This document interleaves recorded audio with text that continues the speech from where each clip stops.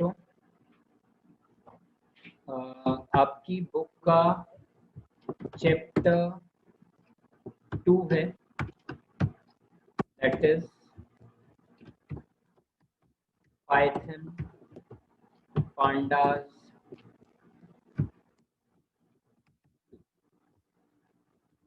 ठीक है, तो हमने फर्स्ट चैप्टर कंप्लीट किया, उससे रिलेटेड हमने काफ़ी न्यूमेरिकल क्वेश्चंस भी सॉल्व किए। अब हम आगे बढ़ते हैं। इसमें भी आपको डेटा फ्रेम से रिलेटेड ही पढ़ाया जाएगा, बट आगे के जो उससे रिलेटेड फंक्शंस हैं, उससे रिलेटेड जो फंक्शंस हैं वो हम पढ़ेंगे। तो चलिए स्टार्ट करते हैं बच्चों। सबसे पहला टॉपिक जो इसमें है दैट इज इटरेटिंग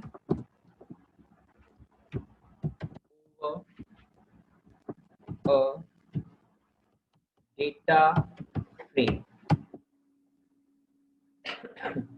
आपको जो डेटा फ्रेम दिया होता है, ऑब्वियसली आप पढ़ चुके हैं कि जो डेटा फ्रेम होता है that is a 2D array, जिसमें आपको रोज एज वेल एज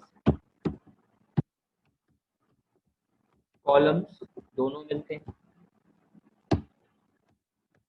जो भी इटरेशन आप करते हैं वो दो तरीके से होता है, दो फंक्शंस हैं टू परफॉर्म इटरेशन। इटरेशन आप सब समझते होंगे, आपने 11th क्लास में ये वर्ड सुना होगा। इटरेशन या इटरेटिंग का मतलब होता है लूपिंग, यानी किसी भी लाइन को, किसी रो को, किसी कॉलम को या किसी पर्टिकुलर डेटा को बार बार एग्जीक्यूट करना, ये इटरेशन कहलाता है।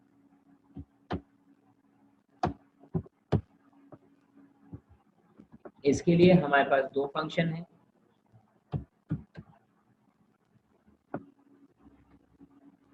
सबसे पहला है बच्चों ITER, स्टैंड्स फॉर इटरेशन, और फिर इसी के आगे विदाउट स्पेस रो आएगा, ITER रोज, और जो दूसरा है वो है ITER आइटम्स। तो ऑब्वियसली नाम से ही समझ में आ रहा है, रोज यानी कि it will deal with rose of the data frame, data frame के रोज से डील करेगा, जबकि this will deal with ITER items, ये डील करेगा columns of the data frame से डील करेगा। सपोज हम एक एग्जांपल के थ्रू समझते हैं। हम अगर एक एग्जांपल के थ्रू समझें तो सपोज हमने एक डेटा फ्रेम क्रिएट किया। चलिए एक प्रोग्राम के थ्रू ही समझते हैं, छोटा सा प्रोग्राम क्रिएट करते हैं। डेटा फ्रेम यूज करना है तो आपको भी पता है, सबसे पहली लाइन जो हमें लिखनी पड़ती है that is import pandas as PD। फिर इसके बाद आप एक डेटा फ्रेम बनाएंगे, सपोज DF1 हमने बनाया, डेटा फ्रेम का हमने नाम दे दिया। अब यहाँ पर क्योंकि आपको एक 2 डायमेंशनल एरे बनाना है, तो आप सबसे पहले सपोज आप एक कॉलम का नाम देते हैं YR1, ईयर 1। क्योंकि ये स्ट्रिंग है तो इन्वर्टेड कॉमा में आएगा, कोलन डाल के। अब इसके अंदर जो आप डेटा डालेंगे, तो सपोज रो इंडेक्स की बात करें, QTR Q1 में आपकी इनकम हुई है 35,000। क्योंकि QTR is a numerical value, sorry is a string value, तो इसे इन्वर्टेड में डालेंगे। 35,000 इज अ न्यूमेरिकल वैल्यू, तो आप उसे इन्वर्टेड कॉमा में नहीं डालोगे। फिर कॉमा, नेक्स्ट QTR2 Q2 में आपकी जो कमाई हुई है दैट इज सपोज आपने कमाया है 50,000। फिर से QTR3 में आपने कमाया है सपोज 45,000। QTR 4 में आपने कमाया है सपोज चलिए 48,000। तो आपने यहाँ पर अगर आप ऑब्जर्व करें बच्चों तो आपने एक कॉलम बनाया है YR1 और इस कॉलम में आपने जो वैल्यू स्पेसिफाई की है वो है 35,000, 50,000, 45,000, 48,000 और रो इंडेक्स है QTR1, QTR2, QTR3, QTR4। वैसे ही सपोज आप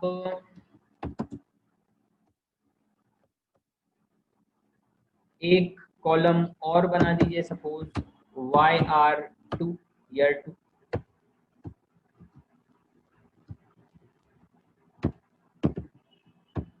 फिर से QTR1 आप कोई भी वैल्यू डाल दीजिए, सपोज आपने डाल दिया मान लीजिए 42,000, कॉमा QTR2 सपोज आपने डाल दिया 40,000,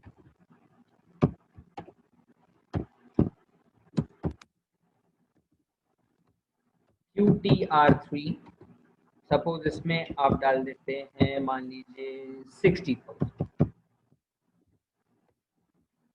और एक और लास्ट QTR4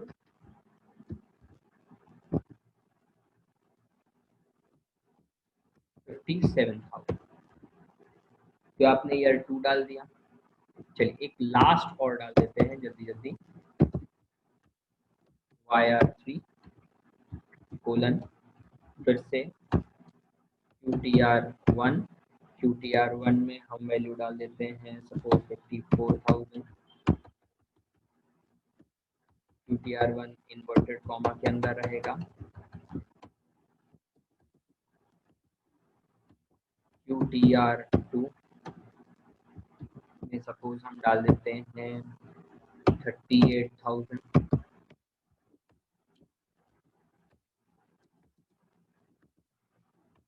QTR3 में सपोज हम डाल देते हैं 32,000,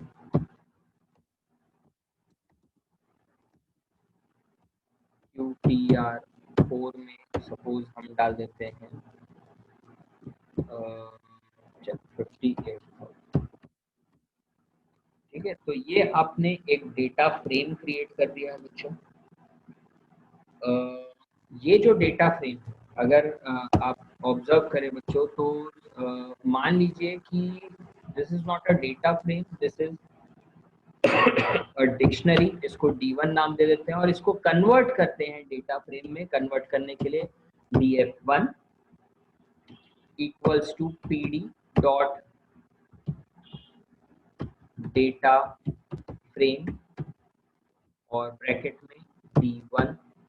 तो आपने एक डिक्शनरी बनाई है और इस डिक्शनरी को आपने कन्वर्ट कर दिया है डेटा फ्रेम में। ये आपकी डिक्शनरी है हाइलाइटेड। इस डिक्शनरी को आपने डेटा फ्रेम में कन्वर्ट करके DF1 में सेव कर दिया है। अब चलिए, अब सपोज हम इसमें मान लीजिए एक लूप चलाते हैं for I in DF1 dot ITER रोज। तो हम इटरेशन तो कर रहे हैं पर रोज की मदद से। ठीक है, अगर चलिए अगर हम ऑब्जर्व करें बच्चों तो आपका जो डेटा फ्रेम है DF1 जो वो कुछ इस तरीके का दिखेगा। कॉलम जो होंगे that will be YR1, YR2, YR3। रो में QTR1, QTR2, QTR3, QTR4। QTR1 में जो आपकी वैल्यू होगी दैट विल बी 35,000, ईयर 2 में 42,000 और ईयर 3 में 54,000। वैसे ही QTR2 में क्वार्टर 2 में ईयर 1 में 50,000 है, क्वार्टर 2 ईयर 2 40,000 है, क्वार्टर 2 ईयर 3 38,000 है। जो आपने डेटा रखा है ऊपर उसी से मैं इसे कंप्लीटली फिल कर रहा हूँ। 45,000, 60,000 और 57,000। और वैसे ही क्वार्टर 4 विल बी 48,000, 57,000 और क्वार्टर 4 में या 3 में है 58,000। तो इस तरीके से आपने डेटा फ्रेम क्रिएट किया है। अब हम इसमें जो इटरेशन कर रहे हैं बच्चों वो रो की मदद से कर रहे हैं।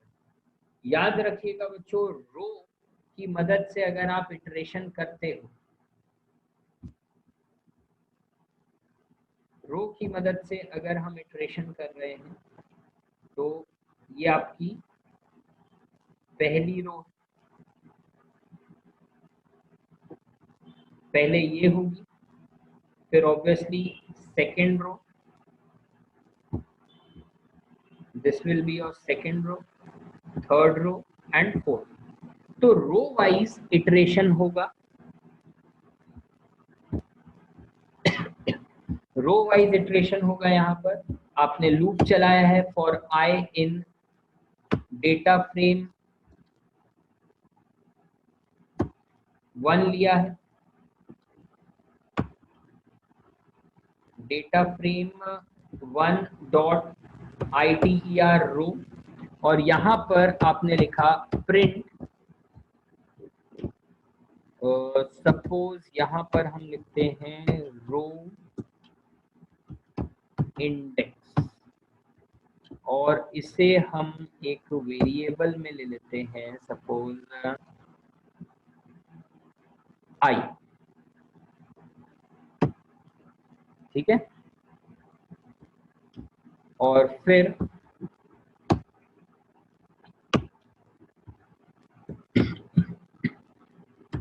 प्रिंट, और आपका जो आप प्रिंट कराना चाह रहे हैं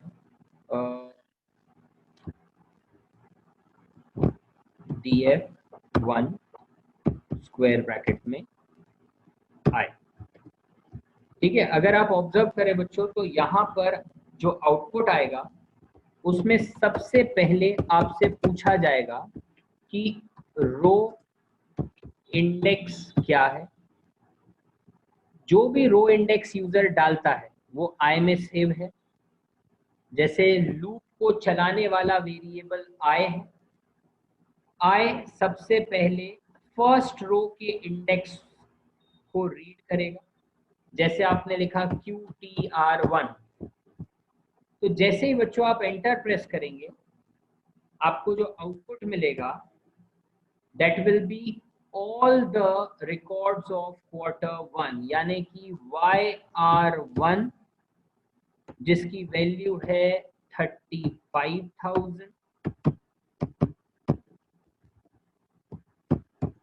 YR2 जिसकी वैल्यू है 42,000 और YR3 जिसकी वैल्यू है 54,000। तो हम यूजर से वैल्यू मांग रहे हैं रो इंडेक्स की, जो कि आपको कहाँ मिल रही है, आई में मिल रही है। आई की वैल्यू सबसे पहले QTR1 होगी, तो QTR1 के सारे रिकॉर्ड्स डिस्प्ले हो जाएंगे। फिर नेक्स्ट इटरेशन में अगली लाइन में फिर से रो इंडेक्स QTR2 होगा और Q2 के जो ईयर 1, ईयर 2 और ईयर 3 के रिकॉर्ड डिस्प्ले होंगे। इसी तरीके से चारों क्वार्टर के रिकॉर्ड्स डिस्प्ले हो जाएंगे। तो आपने यहाँ पर देखा कि ITER रो की क्यों जरूरत पड़ती है। अगर आपको रो बाय रो एलिमेंट्स को डिस्प्ले करना है फ्रॉम अ डेटा फ्रेम, तो आप ITER रो फंक्शन की हेल्प से ये काम करेंगे। आप देख सकते हैं एक एग्जाम्पल के थ्रू भी हमने समझा है। यहाँ पर आपको जो एग्जाम्पल दिया था उसमें हमने सबसे पहले एक डेटा फ्रेम क्रिएट किया है और उस डेटा फ्रेम के हर एक रो को हमने एक्सेस किया है with the help of function ITER रो। कोई भी डाउट है बच्चों तो आप पूछ सकते हैं। अगर कोई भी डाउट है, कोई क्वेरी है तो आप पूछ सकते हैं बच्चों। हम रो वाइज रिकॉर्ड्स या एलिमेंट्स को डिस्प्ले कराना हो तो आप ITER रोज की मदद से डिस्प्ले कराएंगे। यहाँ पर अगर आप ऑब्जर्व करें बच्चों तो Q1 के सारे ईयर्स डिस्प्ले हुए हैं, Q2 के भी सारे ईयर्स डिस्प्ले होंगे, Q3 के भी सारे ईयर्स डिस्प्ले होंगे और Q4 के भी सारे ईयर्स डिस्प्ले होंगे। इस तरीके से ITER रो वर्क करता है बच्चों।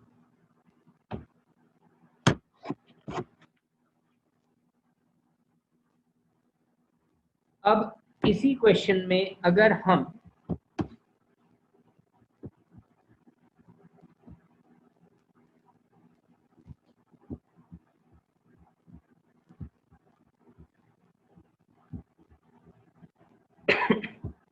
इसी क्वेश्चन में अगर हम रो की जगह सिर्फ इतना लिखें, यही पूरा program as it is same यही प्रोग्राम में कॉपी पेस्ट कर दे रहा हूं।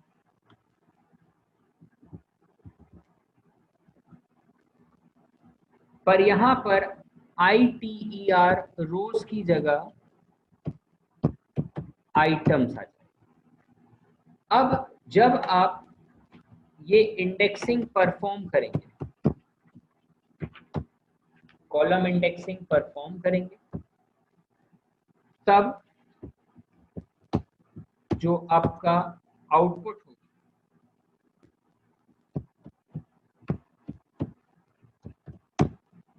वो क्या होगा?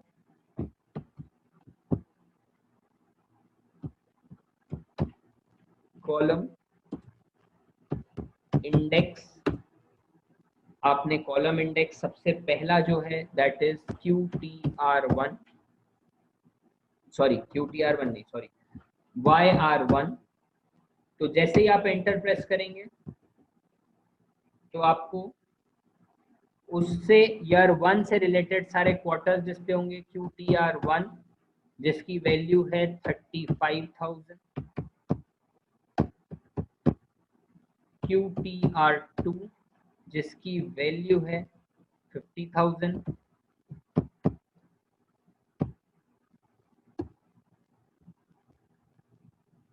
QTR3 जिसकी वैल्यू है 45,000 और QTR4 जिसकी वैल्यू है 48,000।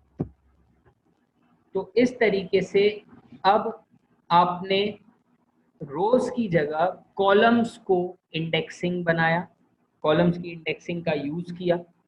आपने YR1 लिखा तो उससे रिलेटेड जो भी कॉलम का डेटा है, ईयर 1 के कॉलम का डेटा डिस्प्ले हो गया है। तो जो डेटा डिस्प्ले हो रहा है वो शायद से ये,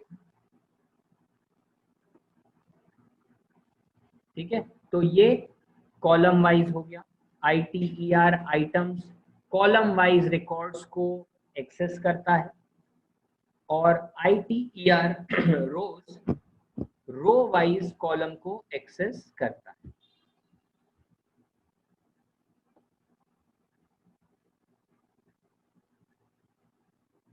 ठीक है, ये जो ग्रीन कलर है बच्चों ये आपको बता रहा है ITER रोज, और ये जो रेड कलर है ये आपको बता रहा है ITER ITEMS। तो इस तरीके से ये दोनों फंक्शन वर्क करते हैं, ITER रोज और ITER आइटम्स। ITER आइटम्स यानी कॉलम वाइज एक्सेस करेगा डेटा को, ITER रोज यानी रो वाइज डेटा को एक्सेस करेगा।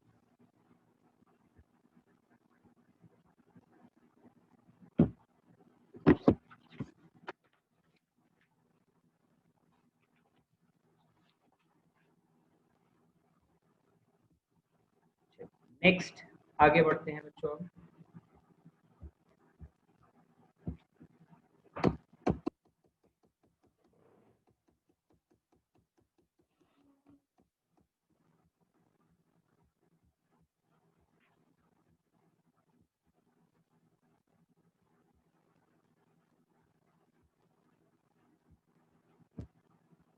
चलिए अब जो नेक्स्ट टॉपिक आता है दैट इज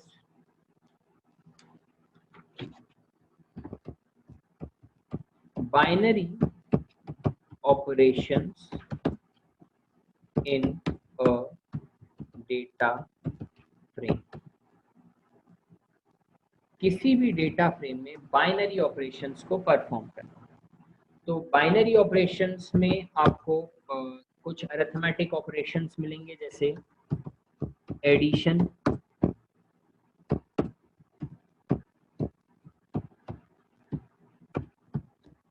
सब्ट्रैक्शन,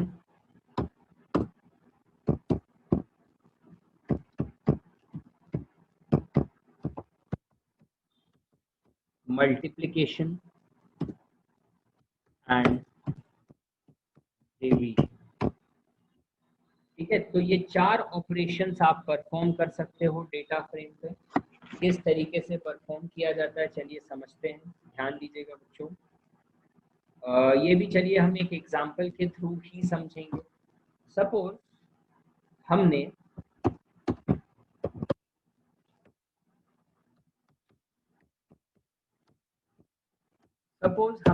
एक डेटा फ्रेम बनाया, इंपोर्ट pandas has pd।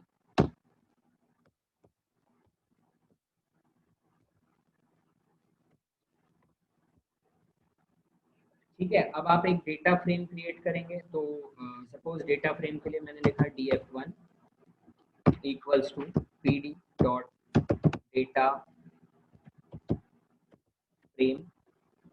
यहाँ पर आपने सपोज एक डेटा फ्रेम डाला है,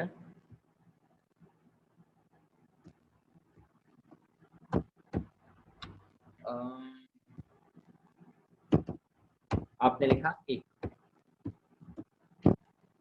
अब ए के अंदर आपने इंडेक्सिंग डाली 0, 0 में आपने वैल्यू डाला 1, फिर इंडेक्सिंग डाली 1 पे एलिमेंट डाला, सपोज चलिए लाइन से नंबर डाल देते हैं 2, और 2 पे डाला 3। वैसे ही सेकंड इज बी, बी के अंदर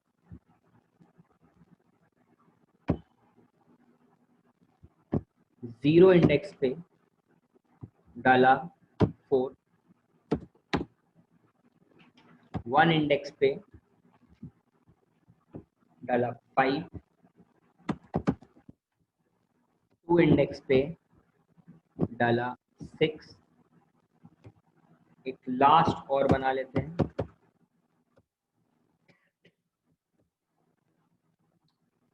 सी इंडेक्स पे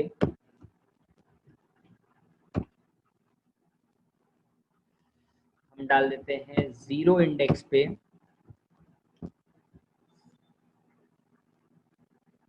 7, 1 इंडेक्स पे 8, 2 इंडेक्स पे 9। तो ये आपने एक डेटा फ्रेम बना लिया है। सेम यही डेटा फ्रेम एक और बना रहा हूँ बच्चों में, बिल्कुल एग्जैक्ट, तो कॉपी पेस्ट ही कर रहा हूँ। थोड़ा सा इसमें बदलाव कर लेते हैं, जैसे df1 की जगह अपन इसे df2 ले लेते हैं और वैल्यूज थोड़ी सी बदल देते हैं। सपोज ये हो गया 10, 20, 30, 40, 50, 60, यहाँ 90, 80 और ये 7। तो ये आपने दूसरा डेटा फ्रेम क्रिएट कर लिया। मतलब अगर कायदे से देखा जाए बच्चों, तो आपने 2 डेटा फ्रेम्स क्रिएट किए हैं। एक है डेटा फ्रेम 1,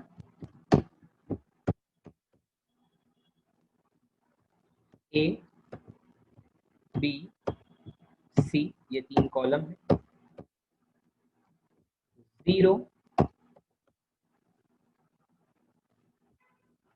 1, 2, 0 पे है 1, बी पे है 2, सी पे है 3। 1 इंडेक्स पे, रो इंडेक्स पे ए पे है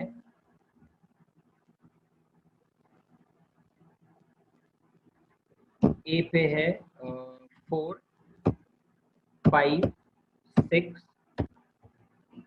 7, 8, 9। और वैसे ही डेटा फ्रेम 2, जिसमें आपके पास फिर से इंडेक्स है ए, बी, सी, 0, 1, 2 और इन पे वैल्यू जो है ए पे है 10, 20, 30, 40, 50, 60, 70, 80 और 9। तो ये 2 डेटा फ्रेम्स हैं।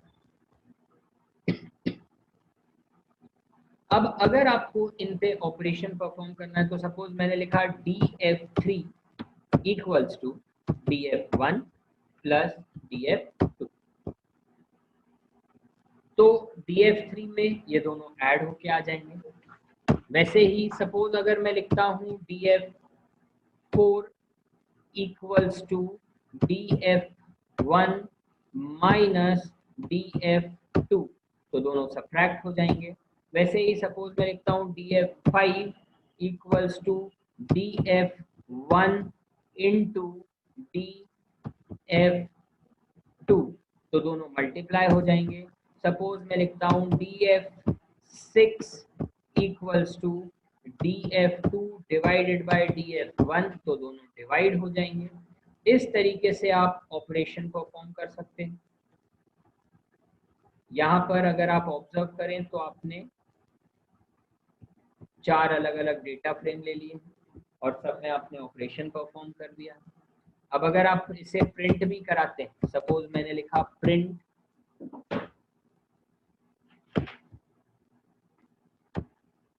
df3, तो जो इसका आउटपुट होगा बच्चों df3, वो क्या होगा, a, b, c,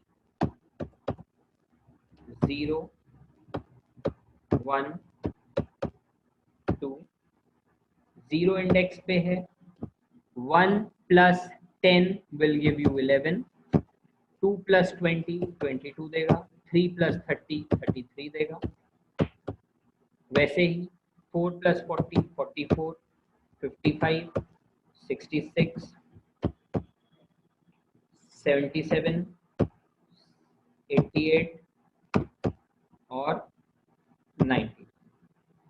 तो ये आपका DF3 हो गया जो कि आपका आउटपुट होगा। तो ये एडिशन परफॉर्म हो गया है। वैसे ही आप DF4 को प्रिंट कराएंगे तो सब्ट्रैक्ट हो जाएगा DF1 माइनस DF2, यानी अगर पहली वैल्यू देखें 1 माइनस 10 यानी आंसर -9 आएगा, -18 आएगा, -27 आएगा। इस तरीके से आपका सेकंड DF4 का आंसर आएगा। DF5 में सारी वैल्यूज मल्टीप्लाई हो जाएंगी और DF6 में सब डिवाइड हो जाएगा। तो आप अरिथमेटिक ऑपरेशन भी परफॉर्म कर सकते हैं किन्हीं भी दो डेटा फ्रेम्स।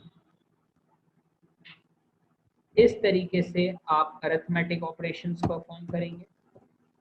मान लीजिए कि अरिथमेटिक ऑपरेशन परफॉर्म करते समय number of rose and columns same नहीं है। जैसे अगर आप ऑब्जर्व करें DF1, इसमें भी अगर रोज और कॉलम्स देखें तो 3 रो थी और 3 कॉलम थी। वैसे ही DF2 में भी 3 रो हैं और 3 कॉलम।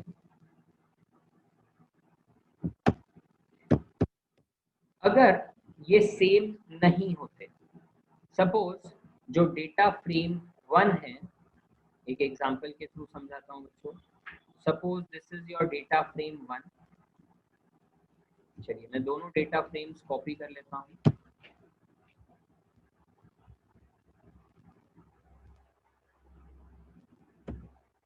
सपोज ये 2 डेटा फ्रेम्स हैं आपके। इसमें हमने अगर आप ऑब्जर्व करें तो 3 कॉलम्स और 3 रोज बनाई। मान लीजिए कि हम यहां से एक कॉलम ही रिमूव कर देते हैं। मतलब डेटा फ्रेम 1 में 2 कॉलम्स हैं, A और B, और डेटा फ्रेम 2 जो है मान लीजिए इसमें, चलिए मान लीजिए इसमें तीनों कॉलम्स, कोई इशू नहीं। तो जो डेटा फ्रेम 2 है, डेटा फ्रेम 1 और डेटा फ्रेम 2, ये दोनों को अगर हम डिस्प्ले कराएं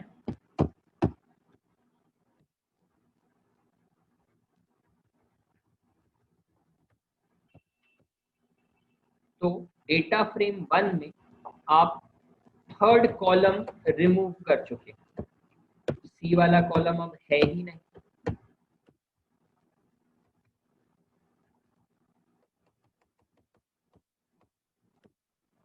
तो जब आप इन दोनों में एडिशंस परफॉर्म करेंगे, जब आप इन दोनों में एडिशन परफॉर्म करेंगे बच्चों, suppose DF3 equals to DF1 plus DF2, addition perform करने पे आप देखेंगे कि जो आउटपुट होगा A, B, C,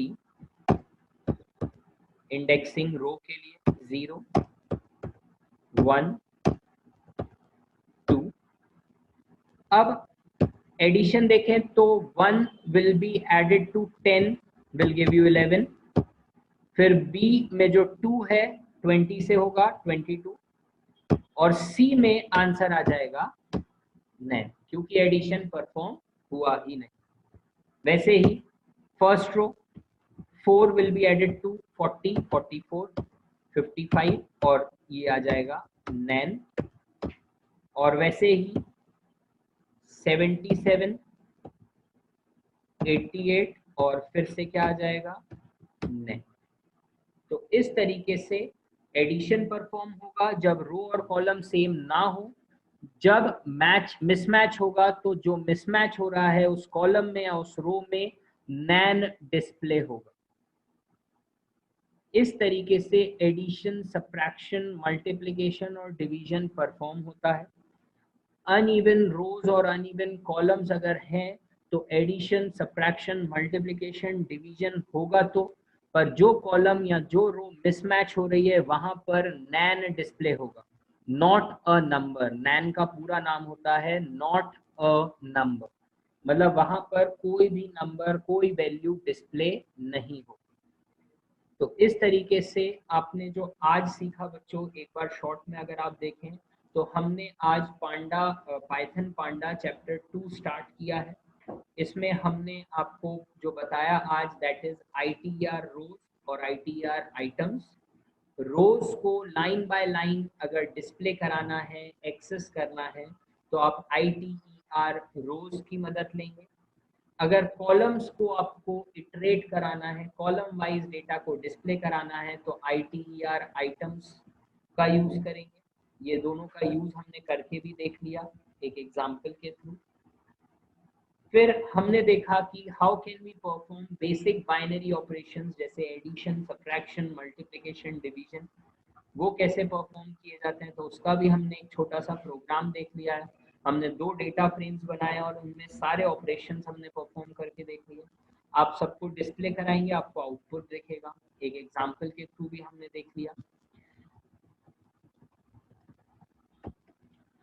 तो बच्चों, इसमें अगर आपको कोई भी डाउट होता है, आप व्हाट्सएप ग्रुप पे आप पूछ सकते हैं, ग्रुप में पूछ सकते हैं, इंडिविजुअली मैसेज भी कर सकते हैं। आई होप आपको ये समझ में आया हो स्टूडेंट्स। कोई भी डाउट हो तो आप चैट के थ्रू पूछिएगा बच्चों।